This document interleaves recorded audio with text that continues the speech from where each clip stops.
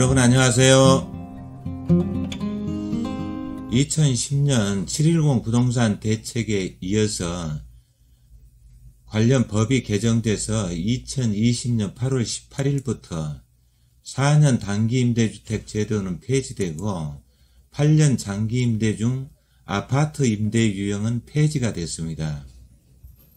첫 번째로 폐지 유형에 대한 기본 세제 혜택은 유지를 합니다. 폐지되는 등록사업자에 대한 보완 조치로 기존 임대주택의 의무 임대기간 동안 임대료 상한 등의 요건을 준수한 경우에 기존 세제 혜택을 유지하기로 했습니다. 보완 조치의 그 내용을 살펴보시죠. 첫째가 종부세, 소득세의 세제 혜택을 유지하는 것입니다.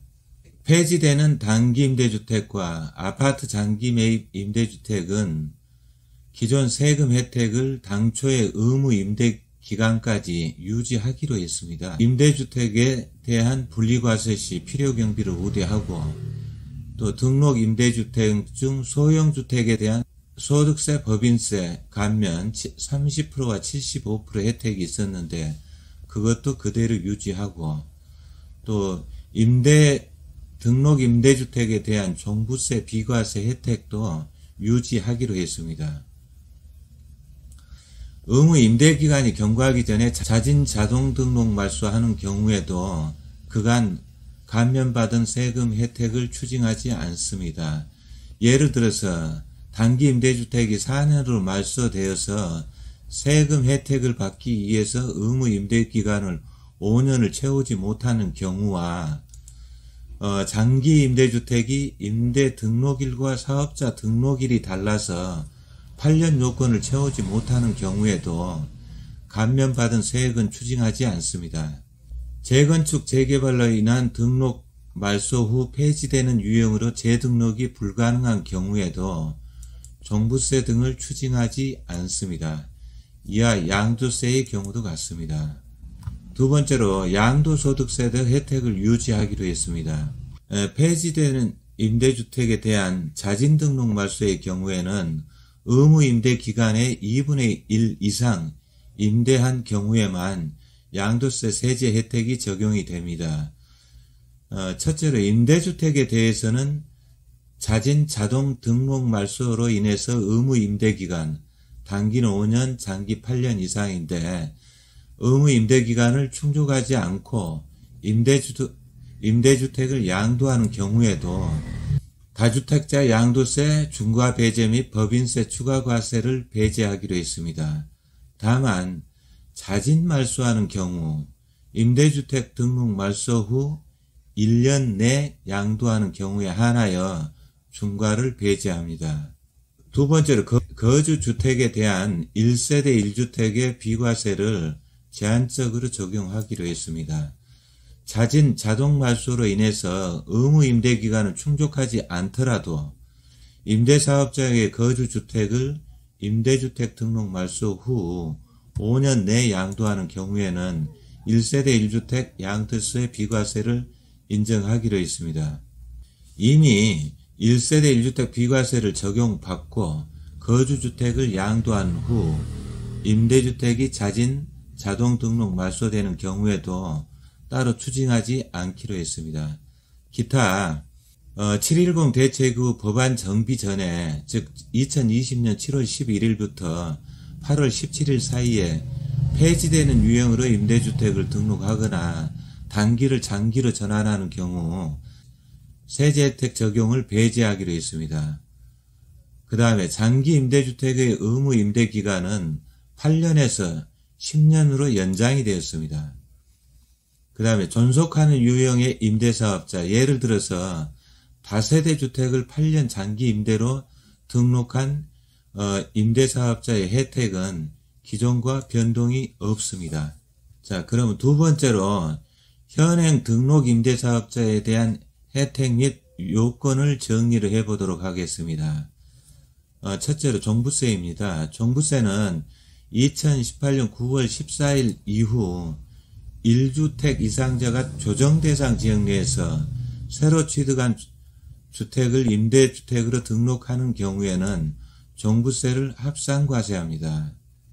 물론 대책 이후 새로 취득하는 주택부터 적용을 합니다. 단 2018년 9월 13일 이전에 매매 계약하고 계약금을 지불한 경우에 종전 규정대로 8년 장기 임대주택 수도권 6억 원, 비수도권 3억 원 이하로 등록한 주택은 종부세를 비과세합니다. 두 번째로 양도세입니다. 양도세 중과배제 혜택이 있습니다. 양도세 중과배제 혜택에 대해서 알아보겠습니다. 2018년 9.13 대책 이후에 1주택 이상자가 조정 대상 지역 내에서 새로 주택을 취득해서 임대주택으로 등록하는 경우에는 양도세를 중과합니다. 대책 이후 새로 취득하는 주택부터 적용을 합니다. 그러나 2018년 9월 13일 대책 이전에 매매 계약을 하고 계약금을 지급한 경우에는 종전 규정대로 8년 장기 임대주택에 대해서는 즉 수도권 6억 원, 비수도권 3억 이하인데 이 주택을 등록할 경우 양도세 중과를 배제합니다. 두 번째로 양도세 100% 면제하는 제도가 있었는데 이 제도는 2018년 12월 31일까지 취득하고 3개월 이내에 등록하고 면적 요건에 맞는 주택을 10년 이내에 임대하면은 양도세를 100% 면제해 주었습니다. 그런데 9.13 이후에 새로 주택한 주택에 대해서는 가액 요건을 추가하였으나 2018년 12월 31일 폐지되었습니다. 7.10 대책으로 인해서 일반 장기 임대주택에 준해서 자동말소 처리되면 현실적으로 10년 임대가 불가하여서 100% 면적 혜택이 사라졌다고 보면 되겠습니다. 세 번째로 장기보유 특별공제입니다. 2018년 9.13 이전에 장기 임대주택으로 등록한 임대주택은 임대기간이 8년 이상 10년 미만은 50%, 10년 이상은 70% 장특공제 혜택이 있었습니다. 요건은 임대주택 면적이 수도권 85제곱미터 이하, 비수도권 100제곱미터 이하입니다. 그런데 9.13 대책에 의해서 가액 기준을 신설했습니다. 그래서 새로 취득한 주택에 대해서 임대 등록할 경우에는 수도권 6억 원, 비수도권 3억 원 이하여야 장특공제 혜택을 받을 수 있었습니다. 이 장특공제의 요건은 새로 취득한 주택부터 적용을 하는 것입니다. 그래서 2018년 9월 13일 이전에 매매계약 체결하고 계약금이 지불된 경우에는 종전대로 면적 기준만 적용이 됩니다. 네 번째로 등록 임대주택의 세제 혜택의 기본 요건을 살펴보겠습니다. 첫째, 행정기관 시군구청이 되겠습니다. 행정기관에 임대주택을 등록하고 세무서에 임대사업자 등록을 해야 됩니다. 두 번째 요건은 소형주택이라 해야 됩니다. 수도권 85제곱미터 이하, 비수도권 100제곱미터 이하라 해야 됩니다. 세 번째로 등록시 기준시가 수도권 6억 원, 비수도권 3억 원 이내여야 됩니다. 네 번째로 의무 임대 기간을 준수를 해야 되는데 의무 임대 기간은 8년, 10년이 되겠습니다. 다섯 번째로 임대료 인상률을 5% 이내로 준수를 해야 됩니다. 여섯 번째로 이게 좀 중요합니다. 2022년 12월 31일까지 등록을 해야 됩니다. 그런데 이게 일몰법이에요. 그래서 현재 임대주택에 대한 혜택이 너무 많다 해가지고 그 일몰법의 적용 시한을 2020년 12월 31일까지 단축하는 것으로 현재 국회에 발의되어 있고 법이 아마 그대로 통과가 될 것 같습니다. 다섯 번째로 기타 등록 임대주택에 대해서는 취득세, 소득세 등의 혜택이 있지만 중요도가 크지 않아서 이번 설명에서는 생략을 하겠습니다. 마지막으로 임대사업자의 향후 대응 방안에 대해서 생각을 해보겠습니다. 2020년 8월 18일 이후 이제 아파트를 제외하고 그 외 주택만, 그러니까 다세대라든지 다가구, 오피스텔, 빌라 이런 것만 이제 임대주택으로 가능한데 그것도 10년 이상 의무 임대를 해야 혜택이 있습니다. 두 번째로 2018년 9.13 조치 이후 새로 취득한 임대주택에 대해서는 종부세를 합산하고 양도세를 중과를 합니다.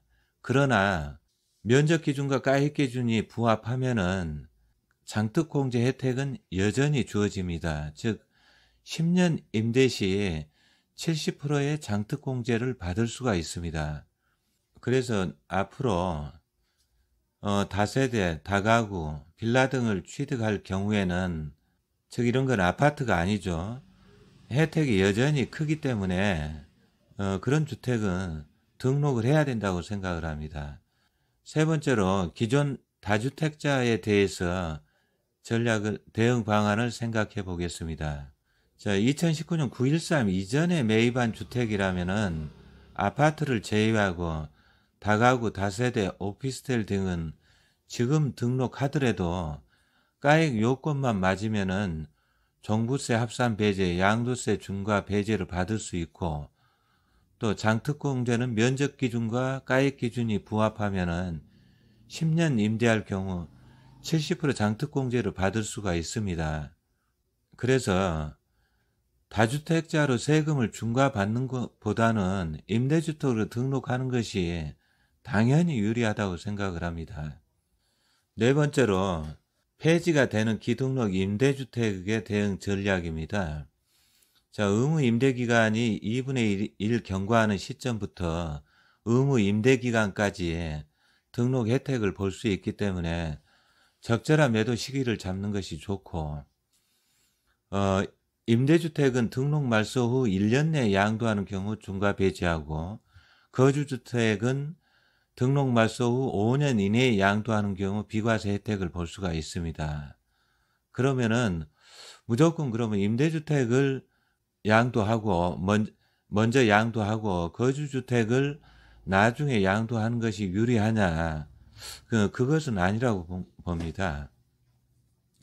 자, 임대주택의 양도 차익이 크다면은 거주주택을 먼저 비과세로 양도하고 임대주택에 입주해서 장기간 거주하면서 최종적으로 1세대 1주택 비과세 혜택을 받는 것이 유리하다고 생각을 합니다. 이상으로 임대사업자의 세제 혜택을 정리하고 대응 방안까지 같이 생각해 보았습니다. 시청해 주셔서 감사합니다.